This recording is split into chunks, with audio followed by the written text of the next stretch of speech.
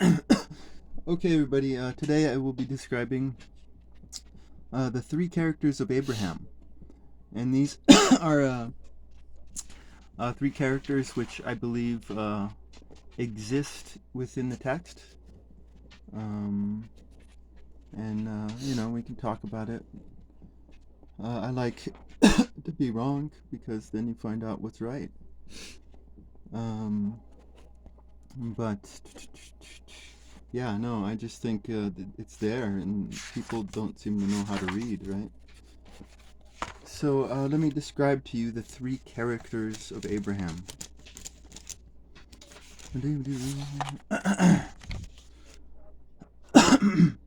Okay, so with the first character, what do we see? Um, well, let's look at when the three men come up, right?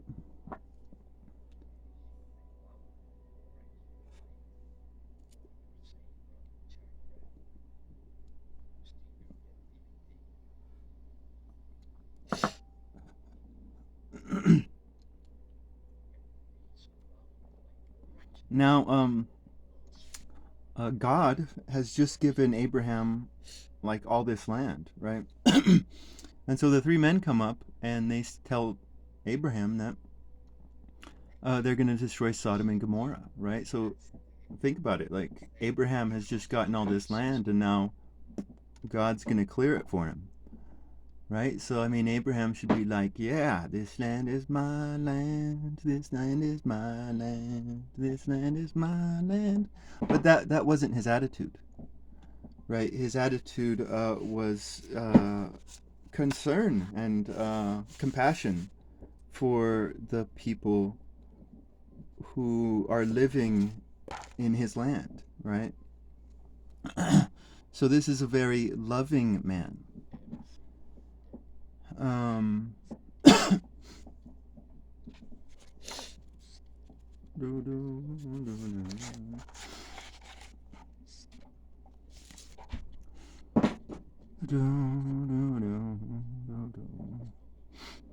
and we could see this in his blessings and his curses, right? He'll go around and he curses the bad men and he blesses the good men, right? So he is this is like a religious leader. He is blessing good men and cursing bad men. To curse good men and bless cursed men would be the opposite of Abraham and would be bad. Um, but so we see a very loving man, right? He's also very brave, right? His his brother from another mother, Lot, and he went and he saved them, right?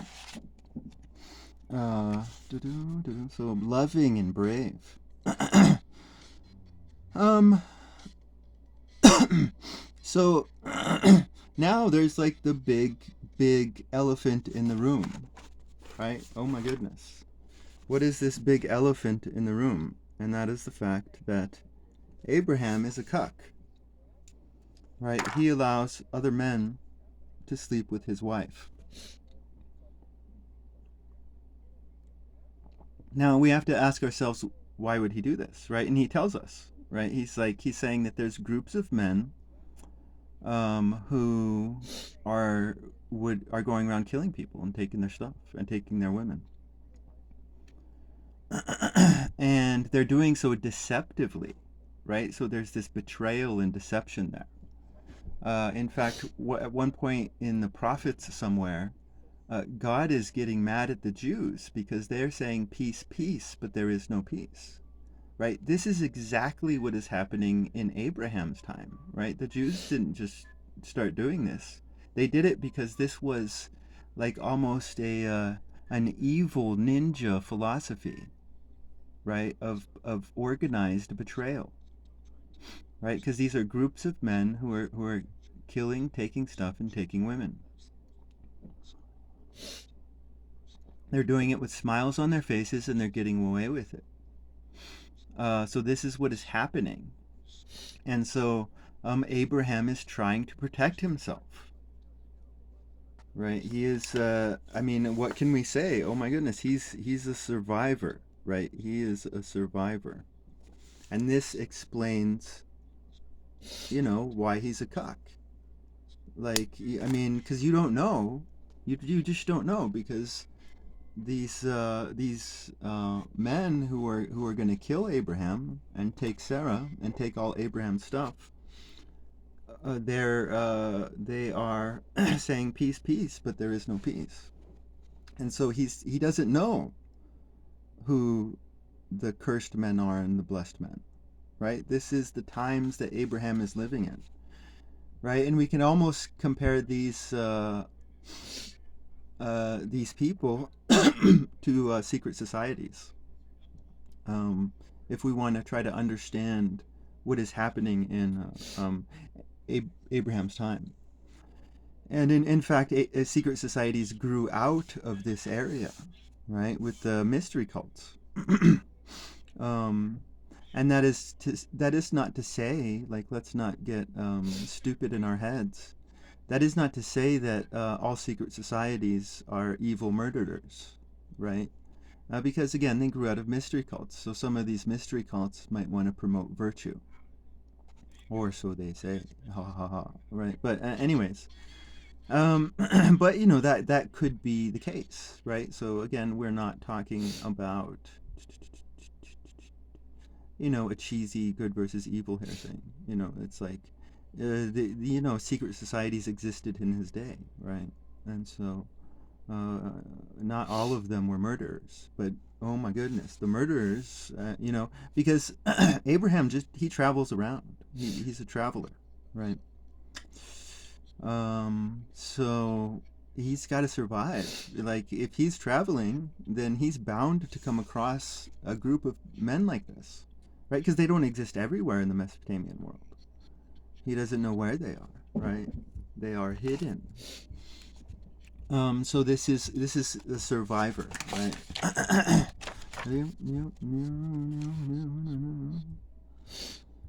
So we also see a benevolent man, right? Benevolent. So when he rescues Lot, he doesn't take any of the Sodom people stuff. He just gives it away,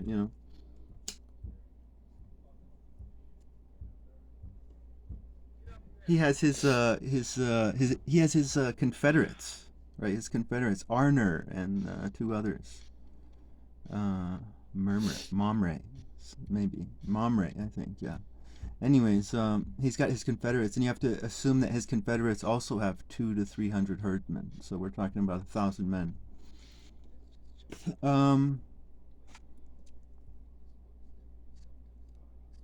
But he and his men don't take anything, right? So we see a benevolent man. With this whole cuck stuff, we also see meek, right? He's a very meek.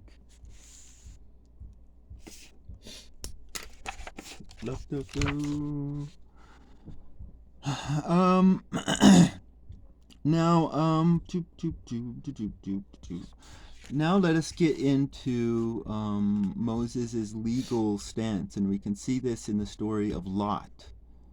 And so what is the sin and wickedness of Sodom and Gomorrah, right? What is it according to Moses? And the sin of Sodom and Gomorrah is that they put hands on others. So to put hands on another man is wickedness and sin in Moses' eye. Now, I'll go into Moses later, but like Moses is, playing with the reader. Um,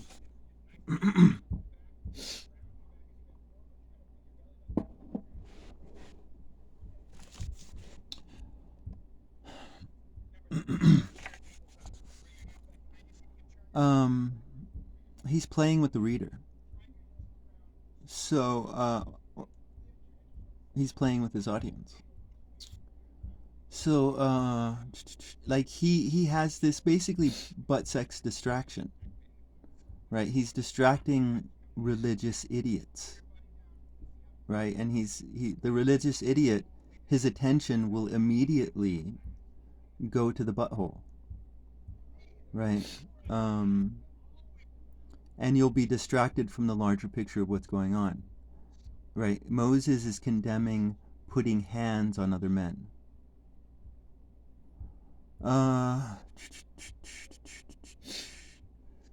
Like, you just don't do that.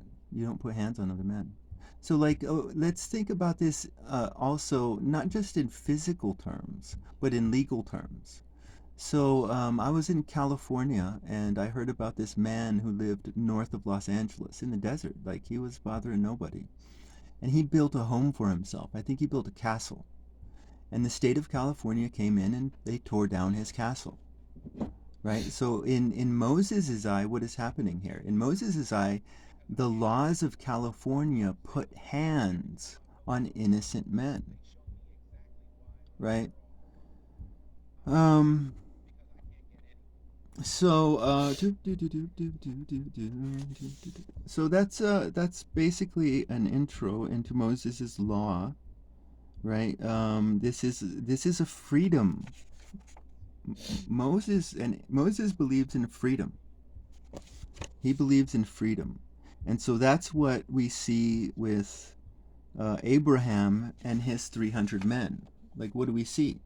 When the 3 men come along, well, Abraham has some butter, right? Doesn't he? He has some milk, right? He's got a barbecue man, right? One of his 300 herdmen is a barbecue guy. He's going to have cloth makers, soap makers, right? Abraham has a small little community that can sustain a nice, comfortable living, right? They have a high quality of life. So I mean, oh my goodness, this is more freedom stuff. Like, Abraham is, again, he's traveling around. He's a free man in this free little community. And Abraham is like the high priest of that little community.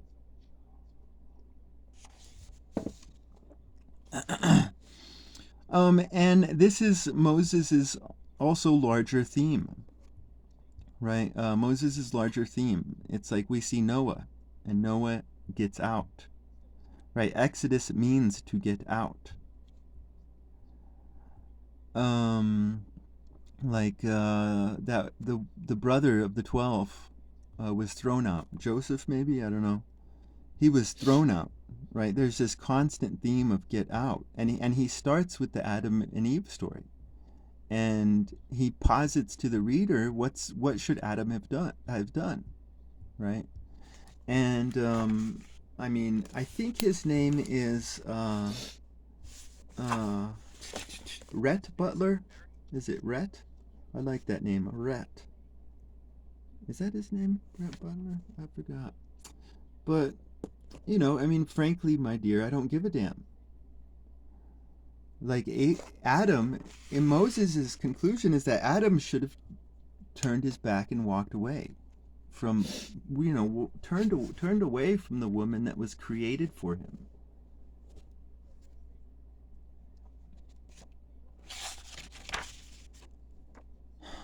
I mean, it's get out, right? I mean, Adam should have cut his flesh off, right? Do you hear that language? Adam should have cut his flesh off. So I mean, we see a free man, and freedom is a constant theme within Moses.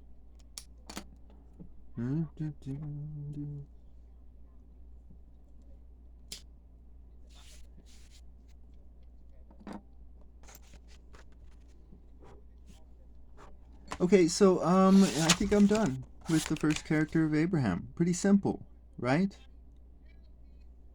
Pretty simple stuff.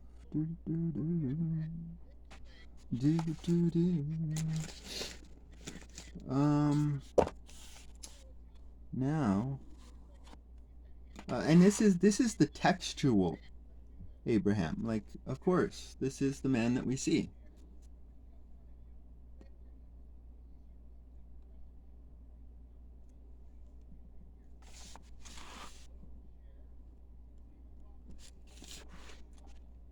Right. But now, who's the second character of Abraham? Right. And the second character of Abraham is that he is a liar. Now, like we're constantly told by them in the Torah, right, to not respect persons. Oh my goodness. Let us not respect persons. Because, I can hear in my head a fury of, um, Mosaic and Abrahamic butt lovers who are going to come in and say, well, he was technically not lying. That was his sister. That he was telling the truth technically. I mean, come on, that's lawyer talk. That's bullshit. Abraham was lying. I mean, you can hear the disgust in, I think his name is Abimelech, in his condemnation of Abraham. He's like, why would you do this to us? Why would you do this to us? Like, he's disgusted with Abraham. Abraham is a liar. And there's no way around that other than becoming a hypocrite and, becoming the lawyer that you hate.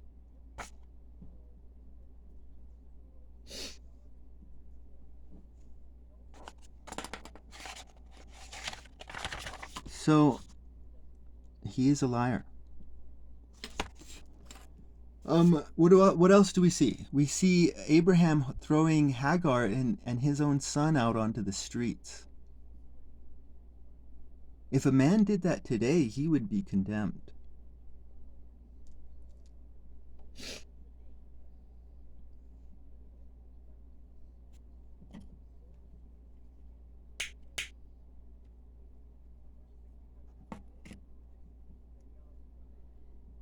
Like, I think he did it twice.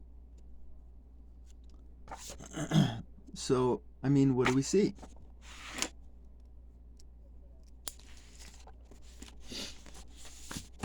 I don't know where pink came from. Let's see. We see gangsta. Right. I mean, this is just a gangster move. Right. So he's a liar and a gangster. Let's see. Okay, so now let us say just for argument's sake that let's say Abraham doesn't actually believe in blessings and curses. Right? I mean, Moses doesn't waste paper. Like, oh my goodness, to waste paper would be just terrible. And Moses is constantly telling us how lucrative this blessings and curses scam is. Like, Abraham is an extremely rich man.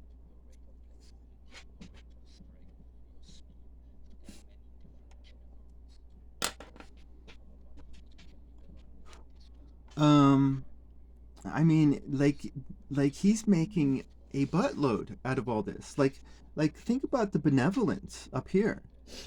Like, this is inconsistent. Shouldn't, like, if he was truly benevolent, then shouldn't he, like, not take all their stuff? Like, he's getting gold and silver and camels and asses and sheep and slave men and slave women. Like, he is making a killing. Right? He is making, oh my goodness. And what does he have to do to make a killing? All he has to do is pimp his wife, right? That's all he has to do. Pimp his wife, and he gets to make a killing. Um, I mean, oh my goodness. uh, okay, so yeah, no benevolence. I mean, this is a total scam, and this is more like a snake oil salesman, right? But again, he's a very rich man, and he's traveling, right? And again, Moses is an Egyptian, a Phoenician, and a Mesopotamian, right? And so, I mean, this is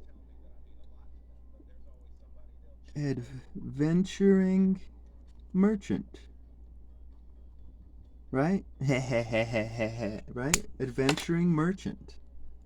Like, this is a Mesopotamian story. Abraham, the adventuring merchant, who's got some really good, you know,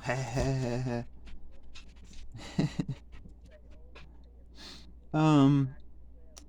But I mean, let's really examine this pimp attitude, because I mean, for a man to to be able to say mi casa su casa, that's like beyond the norm, right?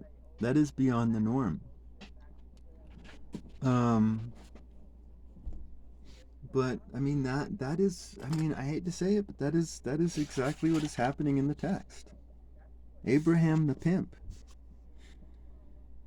Doop doop doo. Okay, now let's look at this attack on this army, right? I mean, because who are we dealing with, right? We're dealing with this guy. We're dealing with this guy.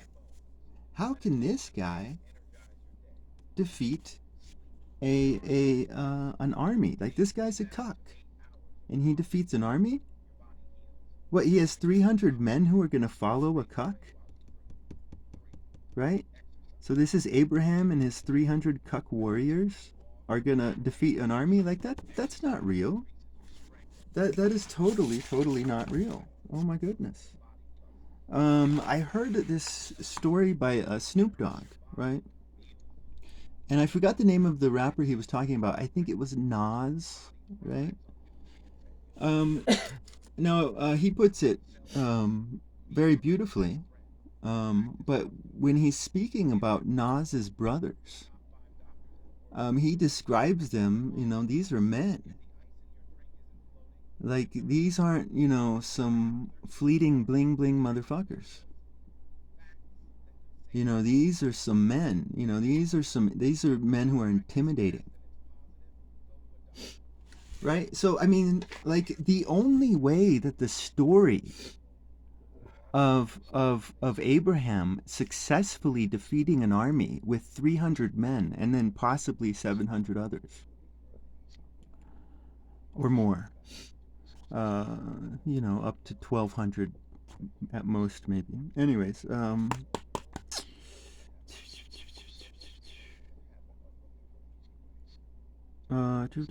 mean, that story's not possible. It is just not possible. But it is. See, it's not possible with this first character, but it is possible um, if we're dealing with 300 of Nas's brothers, or 318, I think it is, right? If we're dealing with 300 of Nas's brothers, then this story is totally possible. It is completely possible.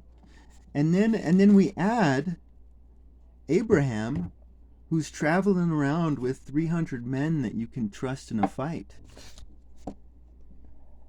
Right? We add this all together, and what do we get? We get we get we get Don Abraham. I mean, we're dealing with Don Abraham here, right? The head of a crime family. And then the final thing on this second character of Abraham is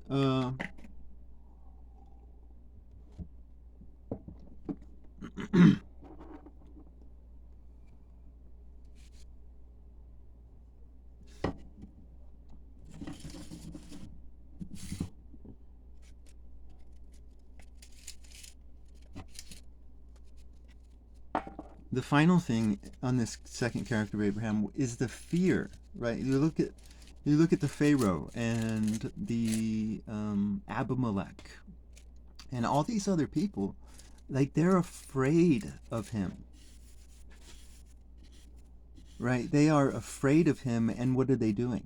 Oh my goodness, they're afraid of him, and they are giving him tons and tons of stuff. They are afraid of him, and they are giving him tons and tons of stuff, right? So if there are any advertisers out there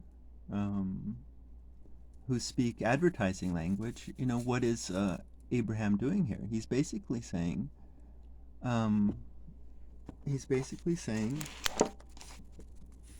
fuck their gods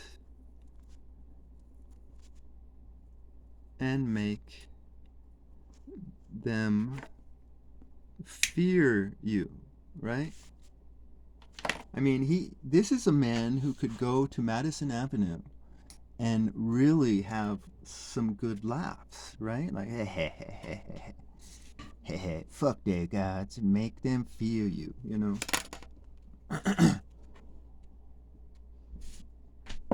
I mean, this is a different type of man, right? I mean, this is a man who you could say really understands human nature, maybe. But these are two totally different characters, right? And I guess we will do the third character on another video.